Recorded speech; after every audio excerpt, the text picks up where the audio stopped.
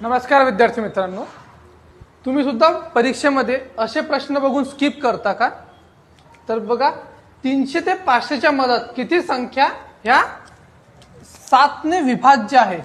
तर हे बघण्याची, हे सोडवण्याची आपण आज एक ट्रिक बघणार आहे. सर्वात पहिले ट्रिक काय समजून घ्या. तर काय, 300 ते 500च्या मधात किती संख्या 7 ने विभाज्य आहे. सर्वात पहिले मोठी संख्या घ्यायची, नंतर छोटी संख्या घ्यायची. 500 आणि 300 आहे. आता दोन्ही पण संख्यांना 7 ने भागाकार करायचा.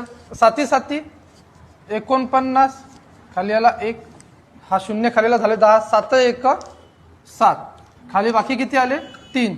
या 3चा विचार करायचा नाही. या 300ला सुद्धा 7 ने भागा छोट्या नंबरला. 7 चोक 28, खाली बाकी आले 2, झाले 20, 7 दुनी 14, खाली आले 6. या 6चा सुद्धा विचार करायचा नाही. बघा, 1 पासून 500 पर्यंत 7 ने भाग जाणाऱ्या संख्या किती आहेत? त्या आहेत 71. आणि 1 पासून 300 पर्यंत 7 ने भाग जाणाऱ्या संख्या किती आहेत? 42. आपल्याला विचारलं कुठे? 300 ते 500 पर्यंतच्या. मग आपण काय करू, या संख्येतून ही संख्या फक्त वजा करू. 71 मधून जर 42 वजा केले तर तुमचा आन्सर येते 29. आहे की नाही सोपी ट्रिक?